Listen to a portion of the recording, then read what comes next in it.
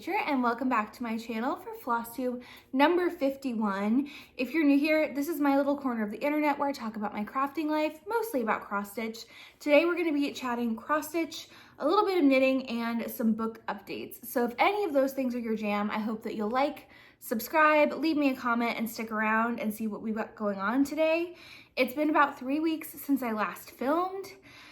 And boy howdy do I have a lot of stuff to share with you, including a very fun pet update that is the reason that I didn't perhaps get as much stitching as I normally do in, but that doesn't mean I don't have a lot to share. I finished my oldest whip. It's a whole lot.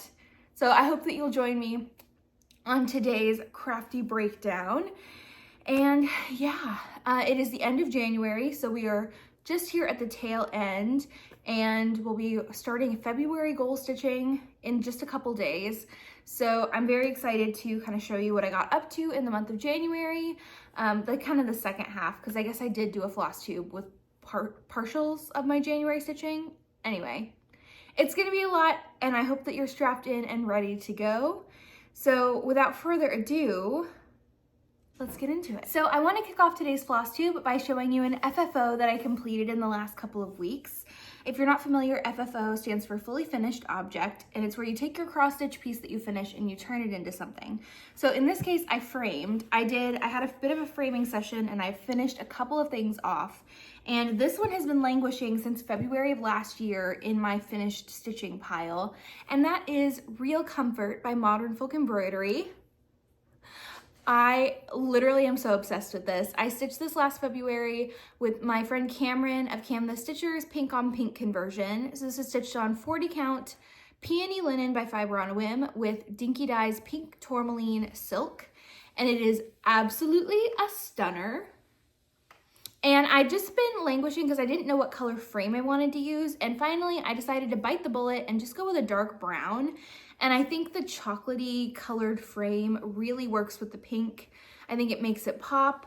And if I do say so myself, I am pretty impressed with how straight I got this double straight line border in this frame.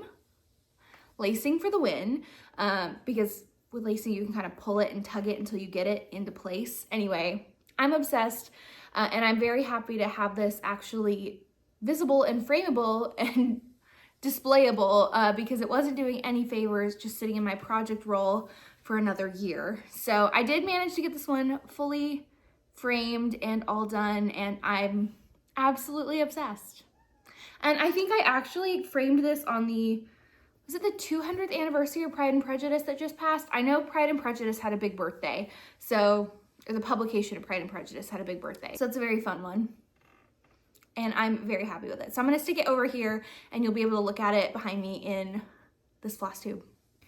Okay, so if you are new here, I had a goal for January to only start one new thing. Now, while I did start and finish my Smalls Exchange, I had planned on starting that in December of last year, so I knew it wasn't gonna count for my new starts for the year. So January's planned start was a stitch along with my friend Cam, and my friend Megan joined us too.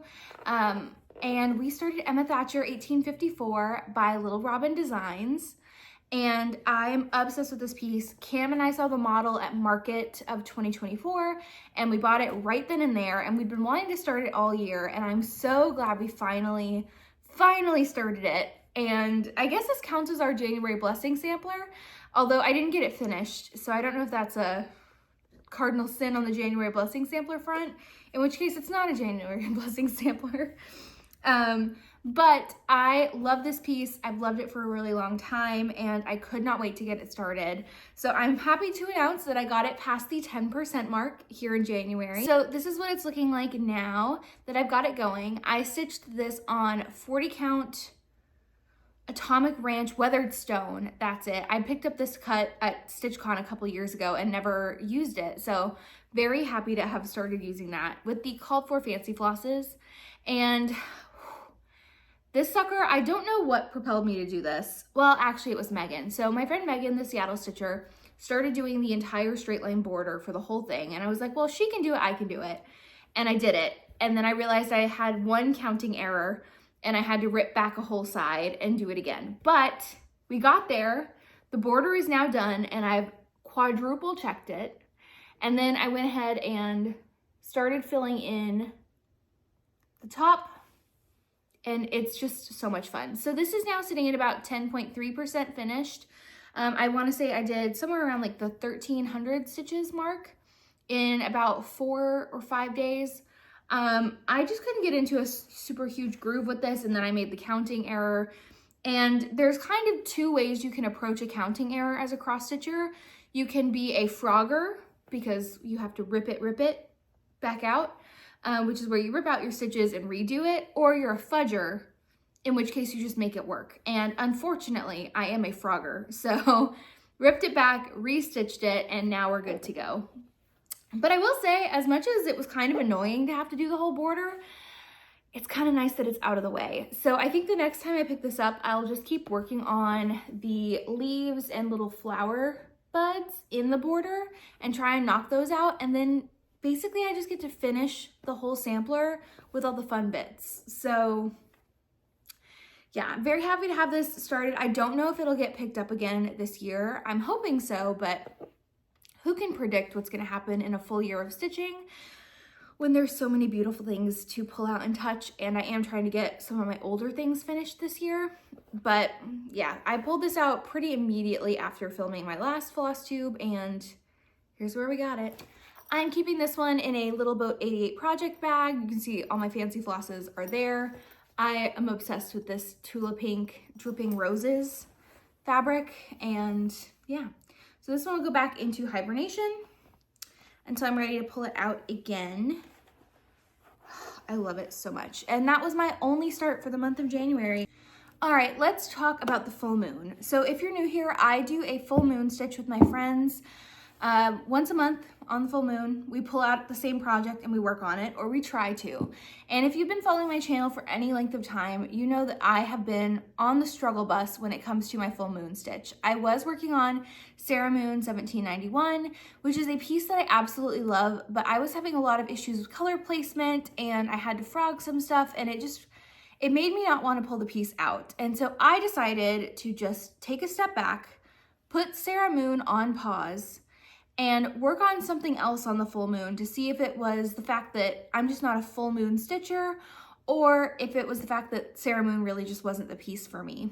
So my new full moon stitch for the year 2025, I may go back to Sarah Moon, but for the moment, we're gonna put it on pause and see if I wanna come back to it, is Dark Golden Delicious by the Artsy Housewife. There is a moon on this project. It's not full, but it is there.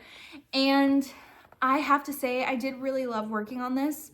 This is one of my whips that I did not pull out in 2023 or 2024. So the last time I worked on this was the one day I started it in 2023. So it was sitting at about 2.7% complete, or just about 364 stitches. And I started it on October 25th of 2023. And this year on the full moon, I pulled it out and I got another 300 stitches or so into it. I did quite a bit, and it's now sitting at about 5.1% complete.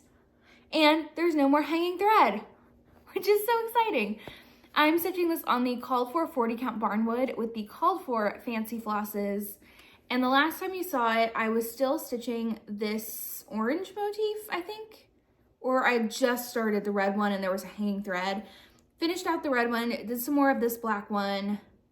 I don't know if I did these or not. Anyway, I did some more stitching on this. It was only one small evening, but it did double the amount of progress that this previously had, so that's great.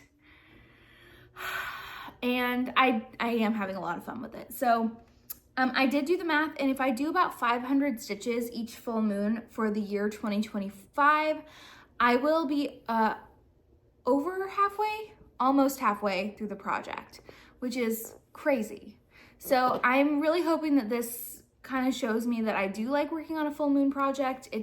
I wasn't stitching on the right one for the mood I was in. So this was a whip that needed attention anyway, and I'm really happy to have pulled it out and gotten it to this point. So I'll pull this back out again in February on the full moon, and we'll see what I get up to.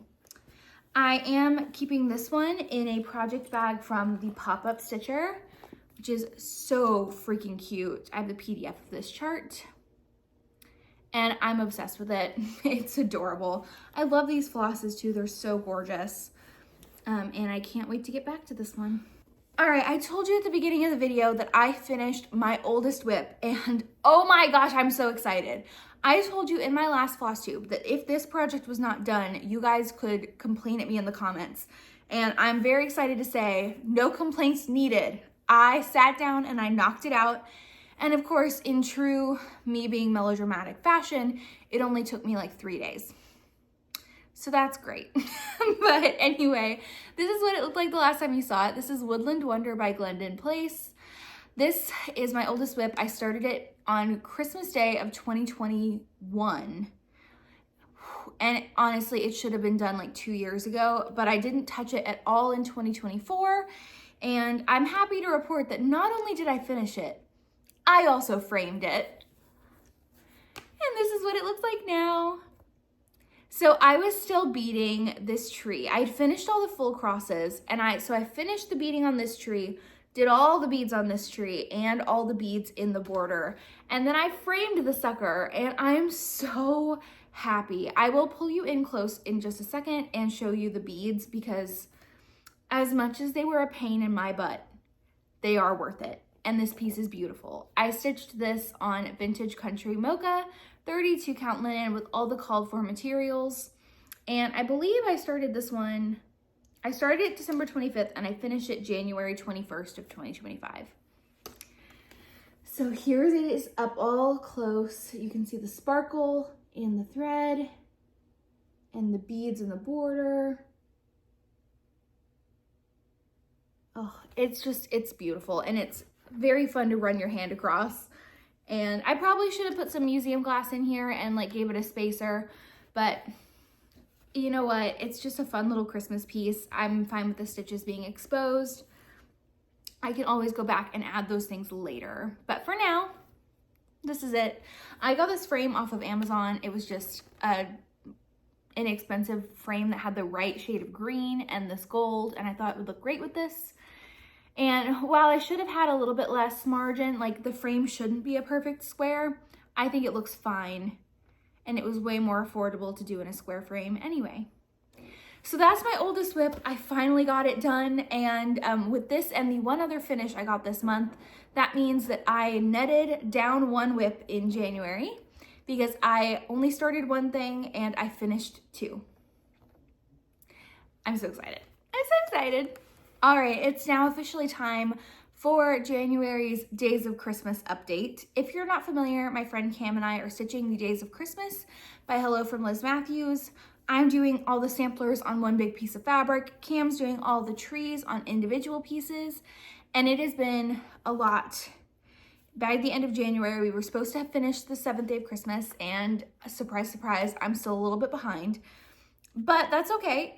I'm gonna work on it for the last 2 days of January that I have left, and I'll get it done in no time. This one is a pretty dense one for me, so that tracks.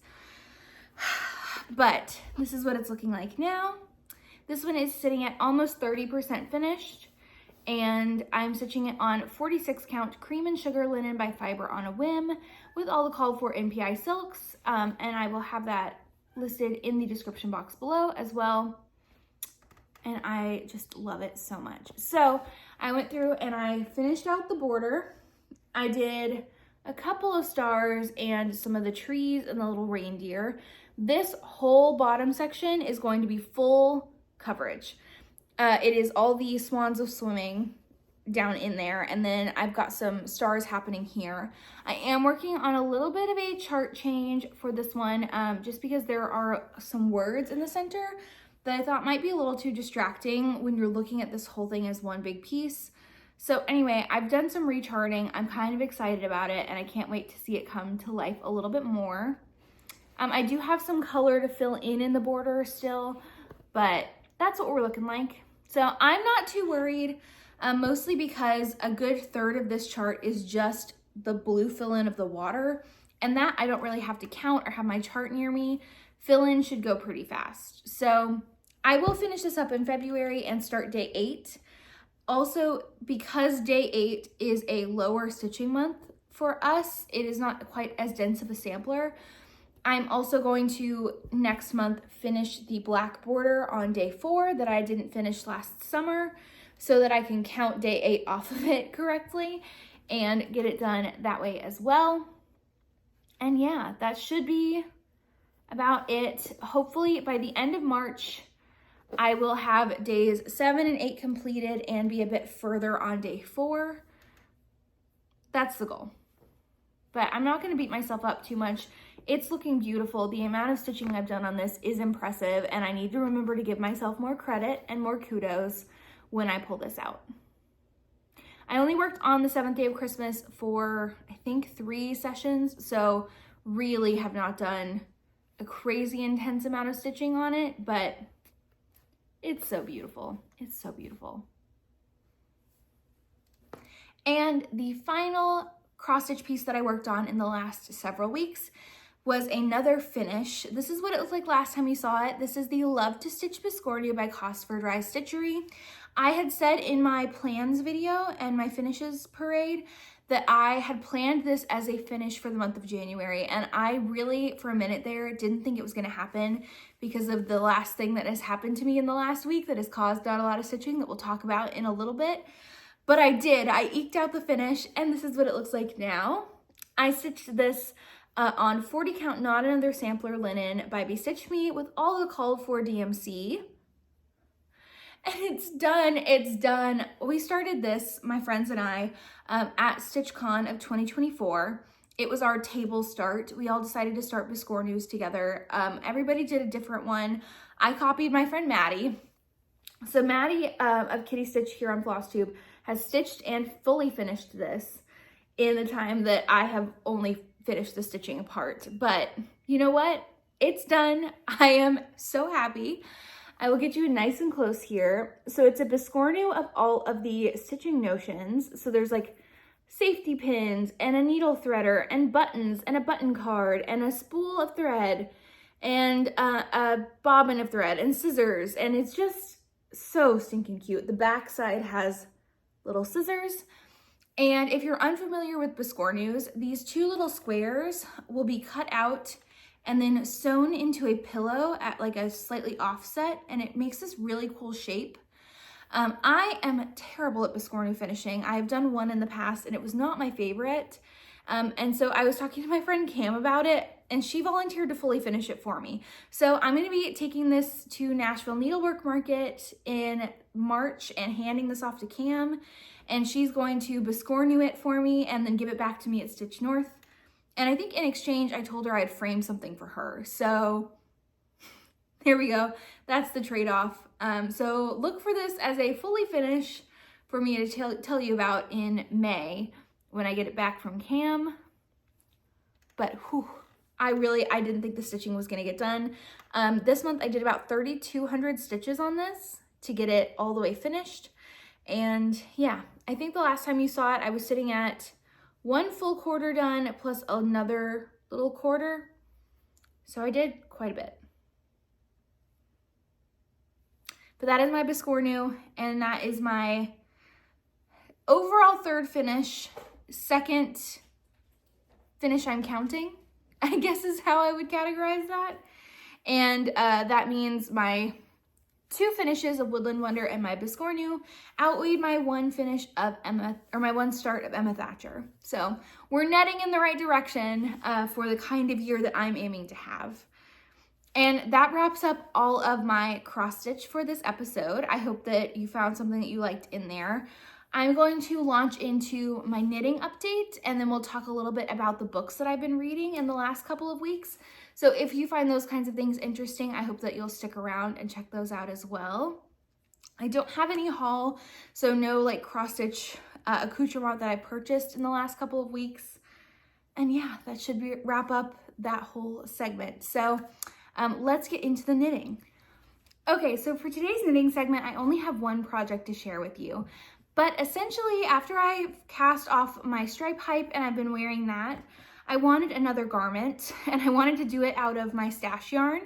So my friend Megan, the Seattle Stitcher, had gifted me this gorgeous worsted weight yarn that I'd been saving for something. I really only had enough to do a vest or a short sleeve top, I believe. But when the Cray Bear released the Staffin pattern, I knew that I wanted to knit the Staffin vest out of this yarn. So this pattern, probably a little bit outside of my skill set, but I was born with the how hard could it be gene, and I have figured out quite a bit through reading this. Definitely not past my skill level, but my pattern reading ability is definitely being tested here.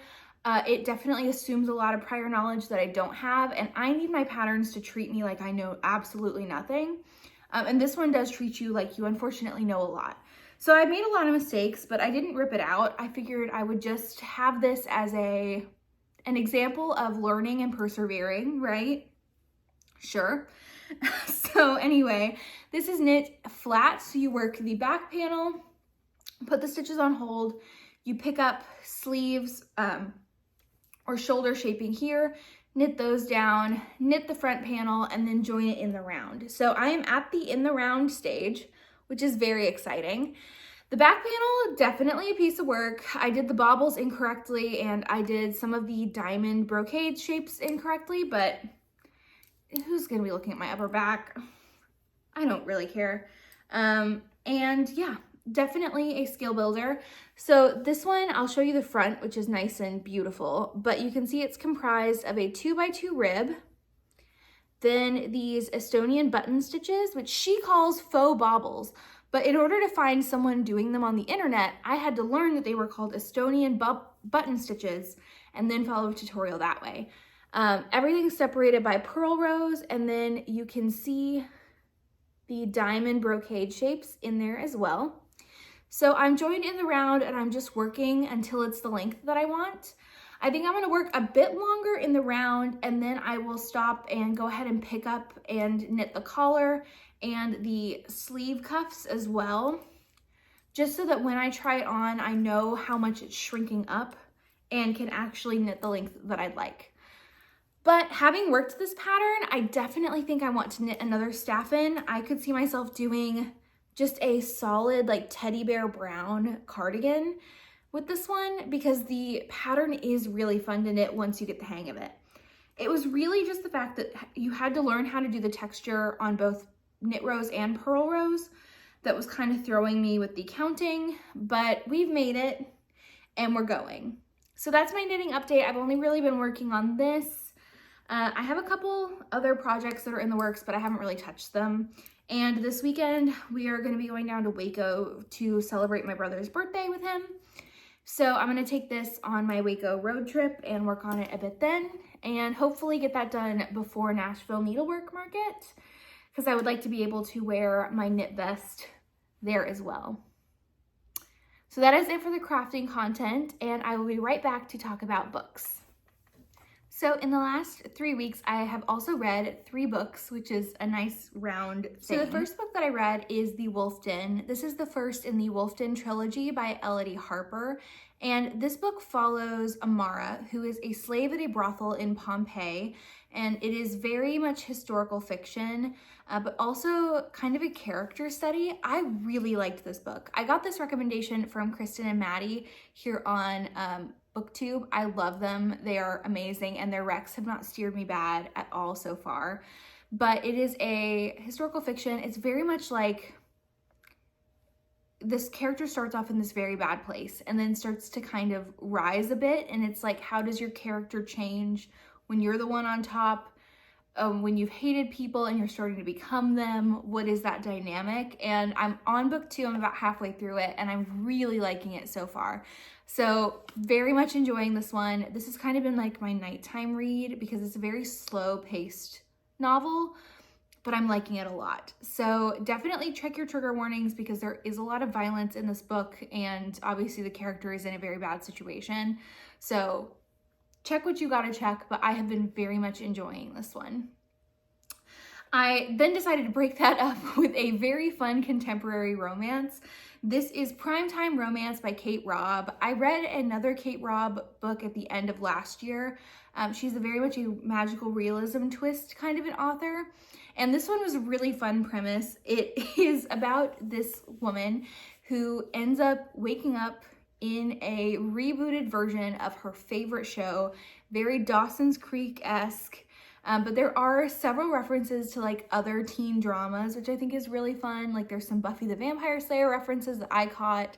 I'm sure there's other ones too. I never watched Dawson's Creek, so I will say there's probably a bunch for that one as well.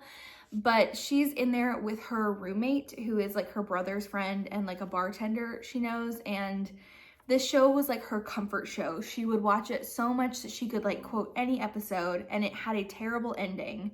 And so it was just a very fun kind of nostalgic way of like looking at maybe things like aren't always what you think they are, and like maybe your life is better than you think it is, and it's a love story as well. Nothing serious, and I wouldn't say it's like my favorite thing ever, but I did have a really fun time reading this one. And the final book that I read that took up the majority of my reading time over the last few weeks is book 2 in the Farseer trilogy. This is Royal Assassin, and this is the second book in the first trilogy of the Realm of the Elderlings. It follows more teenage to young adult Fitz, and I won't say much because anything you say when you start to get more into a series becomes a spoiler. But book 2 builds, and I forgot how freaking scary political intrigue is. This is a very low magic, high fantasy setting, and while the series as a whole is pretty intimidating, I have found that this is such an easy series to get into.